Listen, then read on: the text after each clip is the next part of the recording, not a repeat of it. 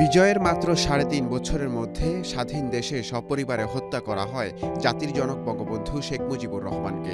দেশের বাহিরে থাকায় বেঁচে যায় বঙ্গবন্ধুর দুই কন্যা শেখ হাসিনা ও শেখ রেহানা। এরপর দীর্ঘ ৬ বছর পর পিতার স্বপ্ন পূরণে দেশে ফিরেন শেখ হাসিনা। সময়টা ১৯৮১। তখন ক্ষমতায় জেনারেল জিয়া আর রাষ্ট্রীয় পৃষ্ঠপোষকতায় বহাল বঙ্গবন্ধুর খুনিরা।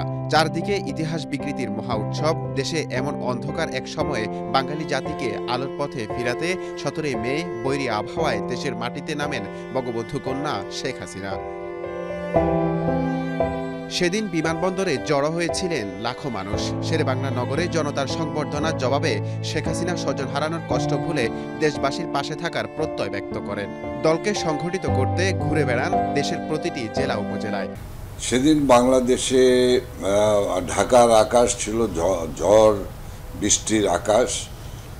প্রায় ৮০ মাইল গতিতে ঝড় বৃষ্টি হয়েছে। তার ভিতরেও লক্ষ লক্ষ মানুষ তেজগাঁও বিমানবন্দরে সারা ঢাকা শহরে জমায়েত হয়েছিল। সেদিন ঢাকা শহর ছিল জয় বাংলার ঢাকা শহর, সারা মাননীয় নেত্রীকে বরণ করার জন্য।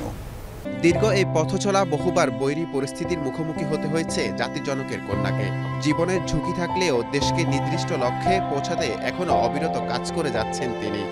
একদিকে দলকে সুসংগঠিত করা, আরেকদিকে জনগণকে উজ্জীবিত করা, জনগণকে ঐক্যবদ্ধ করা, ভোট ভাতের অধিকার প্রতিষ্ঠার আন্দোলনকে ফলপ্রসূ করা। এই চ্যালেঞ্জ নিয়ে তিনি যখন মাঠে নামলেন, মাননীয় নেত্রী শেখ হাসিনা আজকে চারবার প্রধানমন্ত্রী হয়েছেন, পঞ্চমবারের মতো প্রধানমন্ত্রী হয়েছেন। শক্ত হাতে শুধু দল পরিচালনায় নয়, শেখ হাসিনা রাষ্ট্র ক্ষমতায় থেকে বিশ্ব দরবারের কাছে বাংলাদেশকে পৌঁছে দিয়েছেন এক অনন্য উচ্চতায়।